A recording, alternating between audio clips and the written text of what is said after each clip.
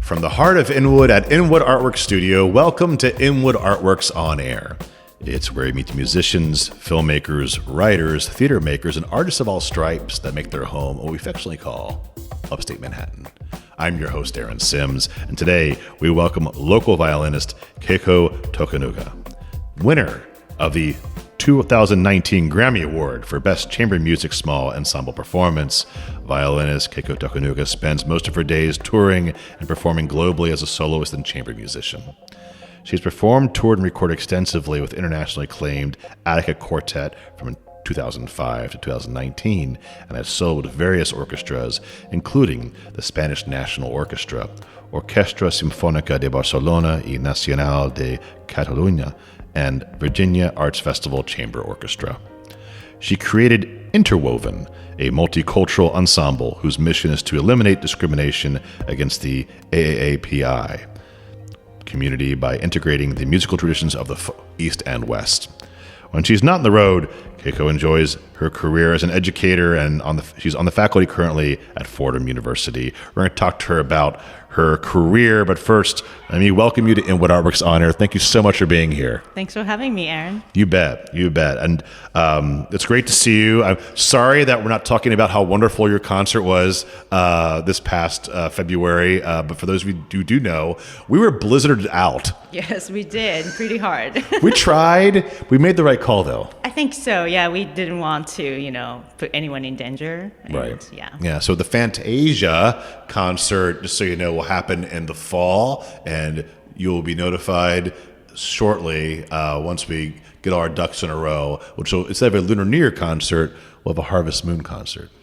Well, or not. I guess we would kind of call it the Harvest Moon concert, but I'm still going to be using all the decorations I bought for the Lunar New Year. That's right. It's festive. I'm going to use the same posters too. I'm just going to cross it out with Sharpie and just write in the dates, the new dates, whatever.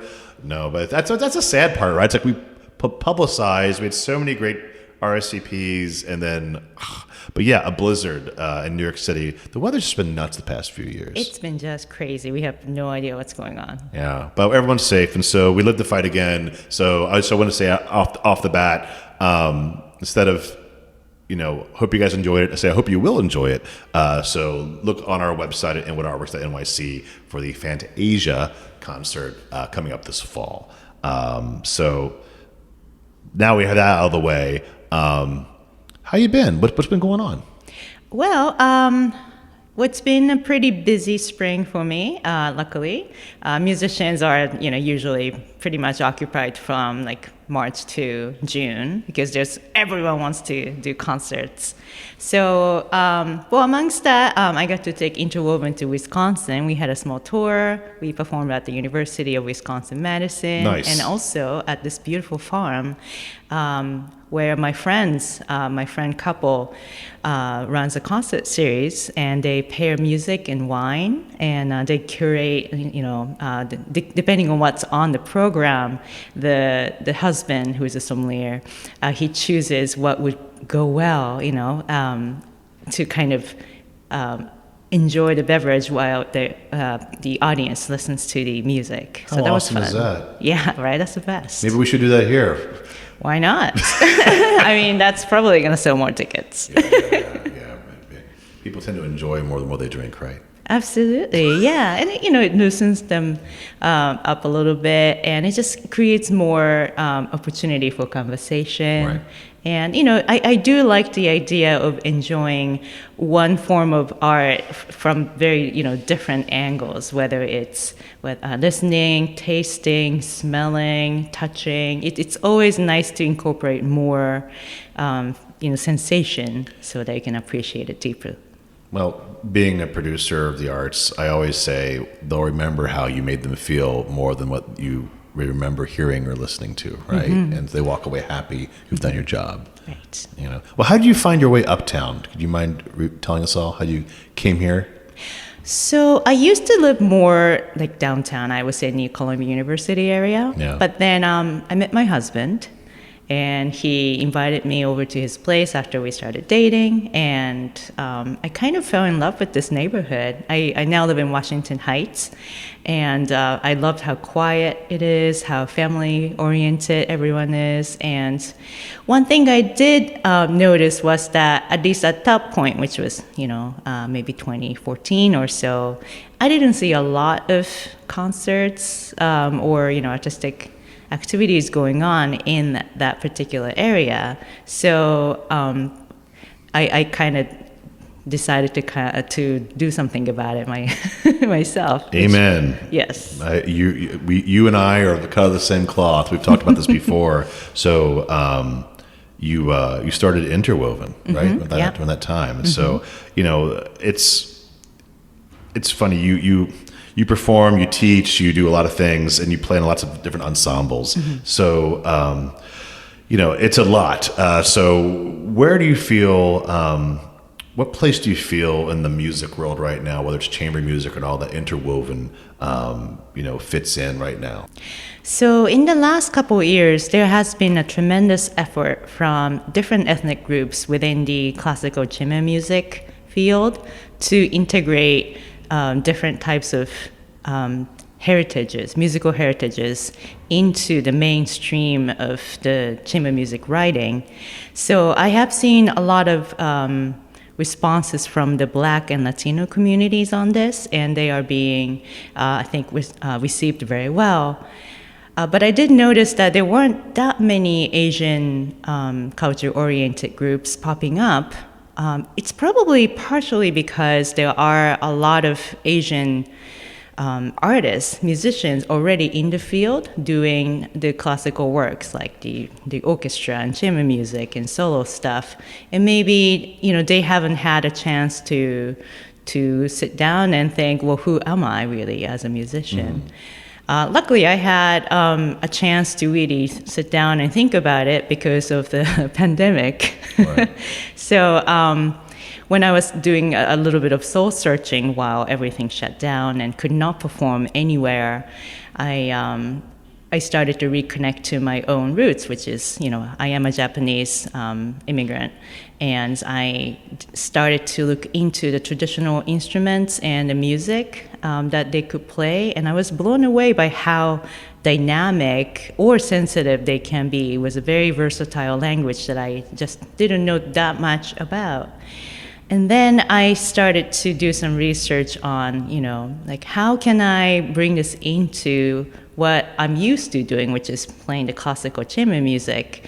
And then I thought, well, there are some pieces that already exist, but it would be great to have more of those, so that, first of all, if we could introduce the traditional Asian musical language to the more general public in the United States, but also to really bring in these really awesome talents who are just like floating around in America to perform together and then create a stronger voice together, so that we can also make a mark in this new flow in the music field, which is to bring out more differences and more versatile musical soundscape into the world.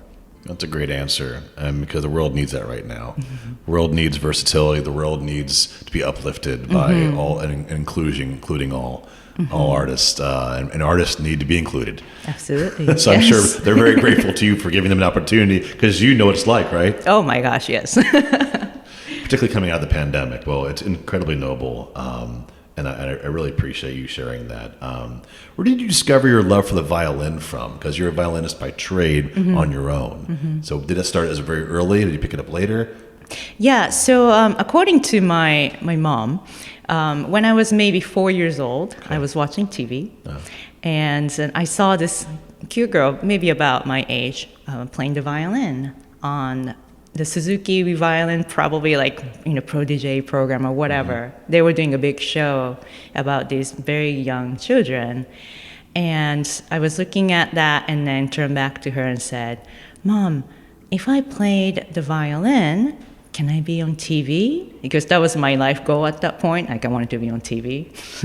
So she thought about it and said, Yes. So that's how I started. So I had a very, not so pure motive to start. But then... Well, you can share this podcast with your mom. It's a video version of the podcast. Say, yeah. Look, Mom, I made it. Look, I am on TV. Yes. So, and also in my kindergarten, everyone played the piano or they took ballet lessons. So I wanted to be a little bit different. So when I finally got my violin, which was actually a birthday gift from my grandmother, I started playing it and I sounded terrible for a while, but then I got a hang of it and I just loved it like immediately. It's just so, it's a lot of work to make it sound good, but when you finally, get your Twinkle Twinkle Little Star to a certain level and then you get to play in front of people, and of course they're going to clap. They're like, oh my gosh, you're amazing. And I was like, oh, this is my thing. I think we've felt two things about Keiko here. She wants to be adored, if you didn't know that, folks. Yes. But also I think, and truly I'm just being silly, but a little bit. But also saying that, people want to be appreciated for the work they do, right? And work done well, nevertheless. Right. Yeah. Well, that's fantastic. And of course you graduated to, your little shop talk here. You play on some very old violins now and things like that. This is a pure shop talk question that I'd just like to demystify too, is that, what makes it right for you? Because we always hear about, everyone, particularly the string instruments, they have some very old instruments that have been made hundreds of years before you're born. What makes the ones you're playing right for you? Instruments and performers, it's really just like dating. Yeah. You need to have that natural chemistry. I have played some extremely prestigious instruments that I was not that crazy about. It's like, this is the, blah, blah, blah Strat. I'm like, wow, that's so cool. And I play it on. I'm like, great. Thank you so much for the experience. Give me mine back. Yes. Yeah. And, I don't know how to answer your question because I think it's case by case. Okay. But when you, pick it up, for me, also like how it looks visually is very important. I like my instruments a little shiny, I like it to be deeper colored. But it doesn't matter. If it sounds great, then of course that is the absolute priority. And then basically when you start playing, after a minute or two, you start to understand what this instrument can bring out of you. Yeah. And the best relationship I've had so far with various instruments is that you initially, of course, you fall in love with the sound and how it projects and everything, but the instrument continues to teach you through the everyday practice and performances because it can bring out the things that you wish you could express, but you couldn't before with a different instrument. And of course, there are some trade-offs too. Like some instruments are better at certain things, and the others are, better at other things. So, depending on what you're really going for, what your voice sounds like in your head, that's and if you can meet the instrument that gets to as close as possible to that oral fantasy. Because it's kind of an extension of yourself, right? Absolutely, it is your voice. That's what people hear, and that's how people associate your identity as a musician. Awesome. Thank you for answering like that. That was a great answer. Thank you. You knew how to answer it the whole time. Nah, I'm just making it up. It's all lies. Well, it's just you know what? We'll believe you anyway. I want to touch on this because I found it in your website as I do my homework on everybody, as I try to. You know what I'm going to ask, aren't you? Do you know what I'm going to ask? Actually, no, I don't know. Okay. I thought maybe find you guess. So I want to talk about the cartoons. Oh, okay. So you haven't drawn them in a while, though, it seems, or you haven't. Maybe you're drawing, you're not posting them, but you have a cartoon series about being a violinist, and also, I find humorous, a servant to your cat. Yes. Yes, she owns me. And, I serve. How does your husband feel about that? Oh no, he serves her too. Okay, just making sure we're on equal footing here. He's the chief servant, and I am her last resort. Well, I think it's hilarious, and of course, I had to go read as many as I could. They're so fun, and I think you should still do them if you have time. Yes. That's definitely a struggle because I hand draw them, and it takes time because once I start doing it, my artistic instinct kicks in, and I'm like, it has to be better. No, this has to be.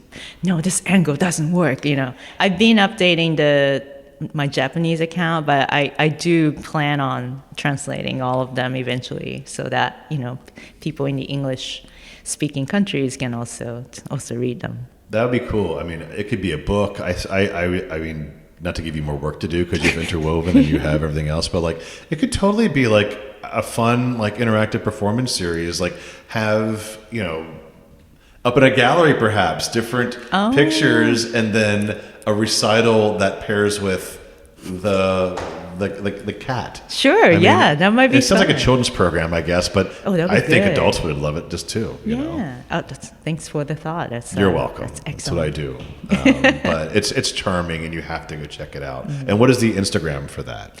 So for the English version, which I have not been updating, it's shortcake_O, short Keiko, because that's my name and I'm short. And then for those of you who speak and read Japanese, it's Keiko no manga, which means Keiko's cartoons. Lovely. So you have your marching orders. Do yourself a favor. It'll make you smile and happy, which I think more people could use right now. And you do a lot of that between your music and you want to spread love, right? And keeping joy going, right? I love making people laugh. I love making people smile, I think it goes back to little young Keiko with her mom. It's back with the violin on the TV. Right. It goes back to that. Well, it's been a pleasure speaking with you, Keiko. Thank you. Likewise. Before we say goodbye, you have your own website you could share as well with people. Do you want to tell them about your website as well? Okay. So for Interwoven, our website is interwovenmusic.org. And I have my own personal website, which is keikotokunaga.com.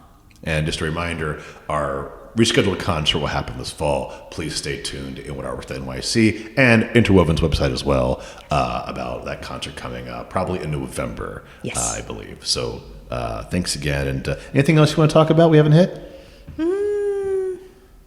Should we say something about the program of Fantasia? If you'd like to, yeah. So what do you expect in November? What's to come? So despite the fact that it's not going to be a Lunar New Year concert, we are still going to have a collection of some traditional folk Asian music arranged for the historic instruments as well as classical string instruments, as in our violin, viola, cello family string instruments. And we actually have a few pieces that were written especially for this occasion. One piece is by Apple Chang. She wrote a gorgeous piece for the erhu, which is the Chinese 2-string violin, and a string trio. That one is, we played it. It was very difficult to put together, but it was worth the hard work. It's really incredible. I really hope you can hear it. I also helped write a piece along with the Korean wind instrument player. Her name is Gamin, and I helped arrange the piece. And that one is based on the traditional Korean New Year's music that celebrates the lion dance to welcome the good fortune and get rid of the bad fortune from your family. And she's going to be doing some really cool improvisation in that piece. So I hope people can come and share the joy. We're going to have some food as well, because it's a big part of the celebration in any culture, but particularly in Chinese culture and all the other Asian culture as well. Yeah. So we're going to bring some yummy things from Chinatown, and we're going to have a really nice shared time with everyone. It's going to be delicious.